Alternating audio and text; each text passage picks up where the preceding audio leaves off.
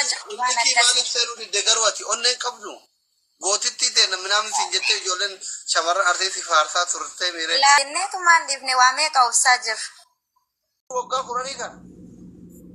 Maali maan rakkoo qabamaa ta'atiin jira ammaa waggaa 2 geenne maan rakkoo qabamaa ta'atumaan jirraan wayi nafsee nama baasa. Waggaa 2 geette. Namni sagalee nama waraabata wallaa usubilla. Yaa ilma namaa. Simaarra turte yuka. Inturaan silaa akka illi kiiti qaata heerumuu qabaa miti. Torbaanitti heerumti bar dubartii yoo jaarsa waloota gani kaarraa buusanii jarjarti. Ani wallaahi takka yaadeen beeku waan akkasiituu yaadeen beeku akkam manaa banu. Bakka ati dhugaa mucaa guddifatuuf yaada jetta. Bari yoo yaadni ilma warra nama jiraate fedhiin namatti hin dhufu jette warri jaarsa wallole baay'ee ijoolleen dubartiin kophaa ilma guddiftu akka jettee haafamti. Amma waan dhiyaa ture san amma qabatamaa naa intarvii kee kanarratti argaa jira. Baay'eeruma maaltu gochuun waan nanni yaa'aa jedhan. Heeruma maaltu nama dhufamee osoo warri kaayyoo qabullee akkas jedhan nuti kaayyoon kenna birrii dhaluudha waan ta'eef homa kanaan yaadannu jettee dubartiin takka gaasii kana gilee oseen. Ka warra heerumini maal?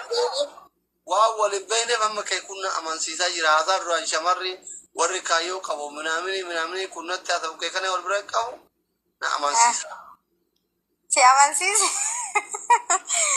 Laala dubartii jechuun dubartii jabduun nama ilma ofiit irratti xiyyeeffannoo godhe malee dhiira nama miitu yookiin illikii nama tokkootiif jedhanii waan nan taanetti seenuu mataa kee jeequu waan hin barbaanneef xiyyeeffannoo ilma ofiit irratti godhatte taana wanti kamiinuu ni dhufa dabareen qabu. Akkas yaa doktor interviina goote kaa.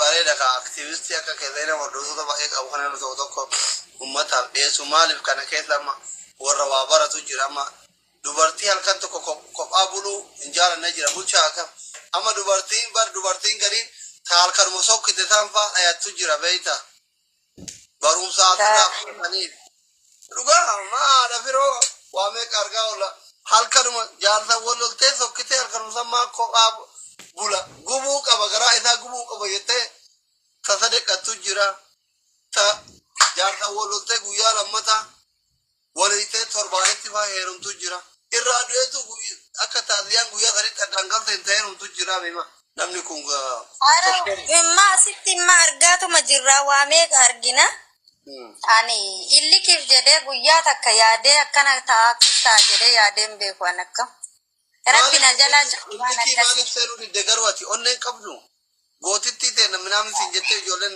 shamarran arteetii faarsaa turtee miiree. Ani nama kanaan na deeggaru fedha.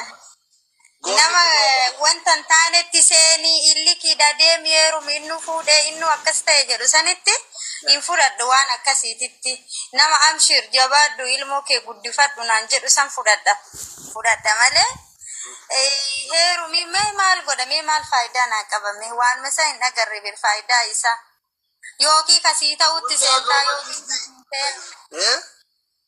yookaan kasii ta'u malaa yookiin kasii hin taane malaa yookiin kadaran sanirra si miidhuu danda'u ta'a kanaaf jenneetumaan dhiifne waa meeqa obsaa jiru.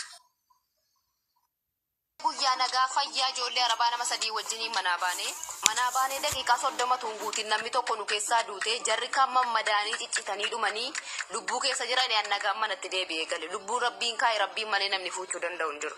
Dheengaddaga nama qaadittiin ankoo mana firasii qursii waamtee dannee qursii nyaannee sarraatanyaa Itoophiyaa tokkittii jirti isiin gargaara jedhee na achitti hafee qaadittiin koo qaxaroon qabattee na dhiistee deemte. Jarri sun immoo durba lama mana keessaa qabanii gaaddeenyaan jaraa tokko bira jirti nama sadii jarri booddee naa deemnu si geessina naan jedhanii an hojii kan koofitee akka suudii sa'aatii 11 walakkaa wayitti na fudhanii manaa bahanii makiinaa keessattitu akka kana sirbanu obbolettiin isii makiinaa ooftu kanaa kuni jechuudha isiin uffata gurraacha uffattee oofaatu na bira taa'atti duddubbee ituu akka kana sirbanu makiinaa keessanii makiinaatti galchanii makiinaan sun achii darbatamee dhaqee manatti bu'ee Isin makiinaa oofaattu kun achumatti guyyaa lamaan booddee isin lubbuun ba'e kaleessa duute rabbi kan jannataa si'a godhu.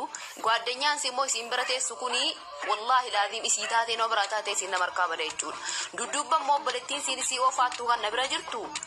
Bakka waan isinitti mun qabuun zaatiin namaarraa ka'ee ciccitanii dhumanii an waa tokko hin taane wallahi rabbi irraa ba'uunatta ta'u ituun hin madaa'in deebi'ee galee hojii rabbii kootii na dhibee jechuudha.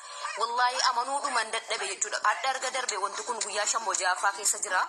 Amanuu dadhabe ijoollee kana keessa akkan itti hafe ijoolleen baareenii keessa jirtanu TV irratti waan kana dhageessaniitu ta'uu fakkaata. Waan baay'ee baareenii keessatti ho'ee dubbatamaa jirudha. Ijoollee kana sadan keessa an ituu eddeen tokko nan madaahin. Manaa fi miidhaqee tuuwwaa tokko hin ta'e nagaa fayyaa manatti deebi'ee galee hojii koo hojjedhaa jira.